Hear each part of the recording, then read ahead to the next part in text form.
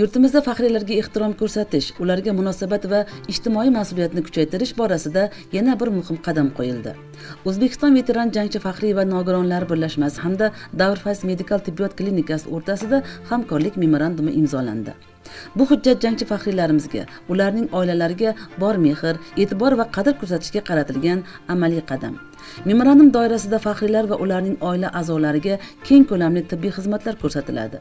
Jumladan terapevt, kardiolog, dermatolog, infeksionist, parazitolog kabi tor soha mutaxassislarining bepul konsultatsiyalari yo'lga qo'yiladi. Nima uchun urush qatnashchilar deyapmiz? Sababi o'z vaqtida Sovet davrida bizni bir guruh yigitlarimiz harbiy xizmat davomida o'z yigitlik burchini bajarish xizmatini olib borayotganda, endi vatan deymiz, o'sha mahalda vatan edi esterku. Afg'oniston Respublikasiga bayramlar yordam uchun kirishgan. O'sha vaqtda bizni harbiylarimiz u yoqqa kirganda asosan bizni o'zbek yigitlarimiz armiyaga esingizda bo'lsa o'qimagan, hali o'qishga uspet qilmagan yoki o'z vaqtida bir vaqtlar armiyani bilasiz, odamlar harakat qilardi olib qolishga o'g'lini.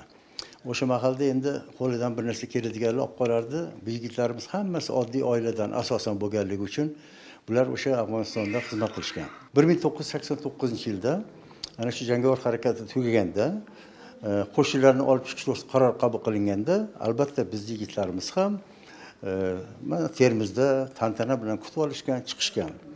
Endi bir tomoni borki, bu yigitlarimiz o'sha jangovar holatlarni ko'rishgandan keyin, chiqishgandan so'ng ko'plari oliy ta'lim muassasalariga o'qishga kirishga imkoniyati bo'lgan emas yoki sog'lig'i sababi jang ko'rgan odam bilasiz, kontuziya bo'lganlar, yarador bo'lganlar, juda ko'pdan ko'p qiyinchiliklar oldinda turgan yigitlarimiz o'qishga ham kira olmagan. Demak, o'qishga kirmagandan keyin oliy ta'lim muassasasida o'qimagandan keyin oliy ta'lim olishmagan.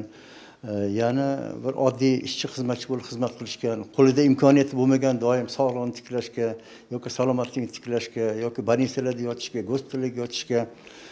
Buning oqibatida hozirgi kunda mana 60, 70, 80 ga ham borganlar bor. Bular bir 80% salomatligini yo'qotgan yigitlar. Urush ko'rgan yigitlarimizni, urush nogironi bo'lgan yigitlarimizni davlat tibbiy muassasalarida yoki markazlarda tekinga davolash kerak.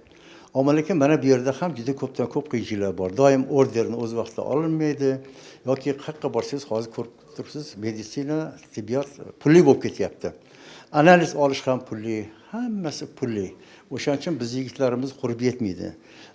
Moliyaviy imkoniyat ham yo'q. Ana shuning uchun bizni birlashmamiz mana Davrfayz medikal tashkiloti bilan, ya'ni meditsina klinikasi bilan o'zaro hamkorlik to'g'risida kelishdi. Ya'ni bular saxovatpesha tadbirkorlar desak bo'ladi, chunki klinikalar hozir ko'p xususiy bo'lib ketdi. Bu ham xususiy klinikalardan bittasi. Ammo lekin bular bizni tashkilotni, jangchilarni, urush ko'rgan yigitlarimizni, muhtoj yigitlarimizni, salomatligini yo'qotib qo'ygan yigitlarimizni bunday klinikalar bilan o'zaro hamkorlik shartnoma qilishga. Endi hamma klinikalar ham qilmaydi. Mana bularga nima deydi? Qoyil qolishimiz kerak. Chunki xususiy klinikada xizmat ko'rsatish ham pulli-ku. Biz yigitlarimiz bitta emas, 10 ta emas, yuzlab, minglab yigitlarimiz bor. Ammo lekin mana shu saxovatpesha tadbirkor bo'lgan shu klinika rahbariyati bizni birlashmamiz bilan, ya'ni O'zbekiston veteran jangchi faxriylar birlashmasi bilan tekinga xizmat ko'rsatish to'g'risida o'zaro memorandum imzolash uchun mana bugun keldik. Sababi bu klinika xodimlari bundan oldin ham mana may-iyun oylarida Toshkent shahrida yoki barcha viloyatlarga borib qon analizlari ham olishdi, boshqa tekshiruvlar o'tkazishdi, tekinga bepul. Bizning yigitlarimiz albatta bu tashkilotga juda katta minnatdor. Hamma joyim shu toshib ketyapti-da. Necha yildan beri shu boshqa davlatlarga ham borib keldim, hech yaxshi bo'lmadim. Shunda endi shu vrachni eshitib, shu klinikani eshitib keldim, davolanyapman, ancha yaxshiman. 4 oydan beri shu nima toshmalar umuman yo'qolmasdi-da, shu klinikaga kelib ancha yaxshi bo'ldim, davolanyapman. O'zbekiston jangchi faxriylari yurt tinchligi, osuda hayoti va bugungi erkin kunlarimiz uchun o'z hayotini xavf ostiga qo'ygan mard insonlar. Ular nafaqat tarix guvohlari, balki jasorat, vatanparvarlik va matonat timsolidir. Ushbu hamkorlik ularning sog'lig'i, hayoti va farovonligiga bo'lgan navbatdagi yuksak e'tibor ifodasi bo'ldi. Bu tashabbus faxriylarga bo'lgan hurmatni yanada mustahkamlaydi, ularning ma'naviy quvvatini oshiradi va jamiyatdagi o'rni yanada yuksalishida muhim ahamiyat kasb etadi.